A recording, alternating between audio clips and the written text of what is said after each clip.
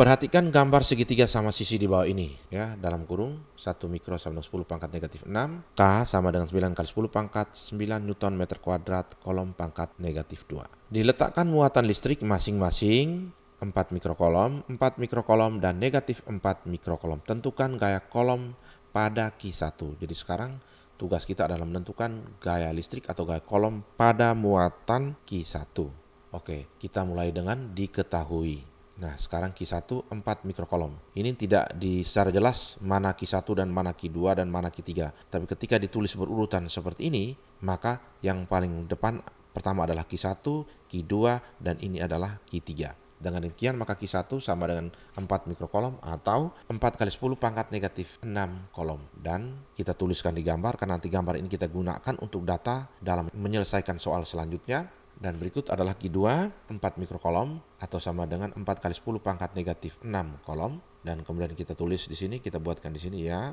Kemudian Q3 negatif 4 mikrokolom dalam kurung negatif 4 kali 10 pangkat negatif 6 kolom. Ingat, saya dalam kurungkan supaya tanda negatif tidak boleh digunakan dalam perhitungan.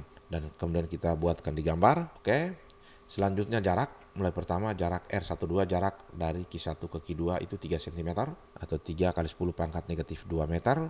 Kemudian yang berikut adalah jarak antar Q1 dengan Q3 juga 3 cm, yaitu 3 kali 10 pangkat negatif 2 meter. Perhatikan bahwa ini adalah segitiga sama sisi, maka sisi yang lain di bawahnya ini, sisi yang ini juga adalah 3 cm. Maka R23 juga 3 cm atau 3 kali 10 pangkat negatif 2 meter. Ya, kita tulis ini 3 cm. Dan K sama dengan 9 kali 10 pangkat 9 Newton meter kuadrat per kolom kuadrat. Oke, diketahui sudah selesai dan kita lanjutkan dengan ditanya. Oke, yang ditanya adalah gaya kolom pada muatan Q1. Ya, kita sebut dengan F1 atau kita tentukan resultan gaya listrik pada muatan Q1. Sebelum kita mengerjakan soal ini, oke, kita gambarkan dulu gaya listrik pada muatan Q1 oleh Q2 dan juga gaya listrik pada muatan Q1 oleh Q3. Pertama, gaya listrik pada muatan Q1 oleh Q2 itu terjadi gaya listrik tolak-menolak. Dengan demikian maka Q1 ditolak oleh Q2 sehingga vektor gaya listriknya adalah menjauhi Q2 dan ini adalah F12 atau nilai F12 dapat ditentukan dengan menggunakan persamaan F12 sama dengan K kali Q1 kali Q2 bagi R12 kuadrat. Oke, kita lanjutkan. Antara Q1 dengan Q3 juga terjadi gaya listrik dan ini gaya listriknya adalah tarik-menarik. Kenapa? Antara Q1 dengan Q3 berlawanan jenis. Ya, dengan demikian maka Q1 ditarik oleh Q3 dengan vektor gaya listriknya akan menuju atau mendekati Q3. Oke, ini F13 gaya listrik pada Q1 oleh Q3 dan nilainya dapat ditentukan F13 sama dengan K kali Q1 kali Q3 bagi R13 kuadrat. Oke, setelah itu kita lanjutkan. Data yang berikut adalah sudut yang terbentuk antara F12 dan F13. Nah, untuk menentukan besar sudut ini kita tentukan dulu sudut pada masing-masing sudut pada segitiga ini ya. Karena ini adalah segitiga sama sisi maka besar sudutnya sama, yaitu 60 derajat, 60 derajat, 60 derajat. Maka besar sudut ini adalah 60 derajat. Oke, misalkan sudut yang terbentuk antara F12 dan F13 adalah theta, maka tetanya sama dengan 180 kurang 60 derajat atau sama dengan 120 derajat. Oke, sekarang kita gambarkan resultan vektor pada Q1 dengan menggunakan pola jajaran genjang. Oke, ini resultan vektornya, ya ini F1. Dan nilai dari F1 ini dapat kita tentukan dengan menggunakan persamaan dari aturan kosinus, yaitu F1 kuadrat sama dengan F12 kuadrat tambah F13 kuadrat tambah 2 kali F12 kali F13 cos 120 derajat. Oke, kita lanjutkan dengan penyelesaian dan yang pertama kita selesaikan dulu F12.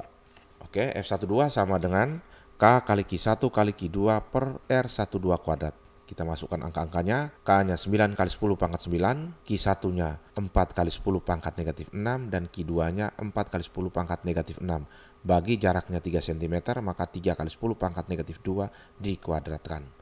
Oke, kemudian kita memilah 9 kali 4 kali 4 dikali dengan 10 pangkat 9 tambah negatif 6 tambah negatif 6 bagi dengan 3 kuadrat 9 kali 10 pangkat negatif 2 dikuadratkan menjadi 10 pangkat negatif 4 ya. Oke, 9 kita bagi 9 1 sehingga tinggal 16 kali 10 pangkat negatif 3 dan di bawah garis pembagi 10 pangkat negatif 4. Maka kita peroleh 16 kali 10 pangkat negatif 3 kurang negatif 4 ya. sehingga kita dapat 16 kali 10 pangkat 1 atau dapat 160 Newton. Jadi F12 nilainya kita dapat 160 Newton. Dan sekarang kita simpan F12 160 Newton dan kita lanjutkan menentukan F13.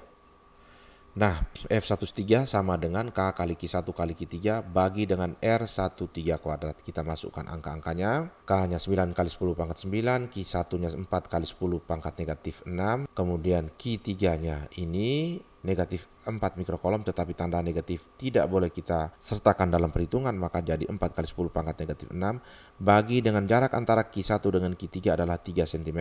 Jadi kita buatkan 3 kali 10 pangkat negatif 2 dikuadratkan. Kemudian kita lanjutkan, di atas garis pembagi kita pilih 9 kali 4 kali 4 kali 10 pangkat 9 tambah negatif 6 tambah negatif 6 bagi dengan 3 kuadrat 9 kali 10 pangkat negatif 2 dikuadratkan menjadi 10 pangkat negatif 4. Oke, 9 bagi 9 1, maka kita dapat 16 kali 10 pangkat negatif 3 bagi dengan 10 pangkat negatif 4. Atau kita dapat lagi 16 kali 10 pangkat negatif 3 kurang negatif 4, sehingga kita peroleh 16 kali 10 pangkat negatif 3 tambah 4. Sehingga kita dapat 16 kali 10 pangkat 1 atau 160 Newton.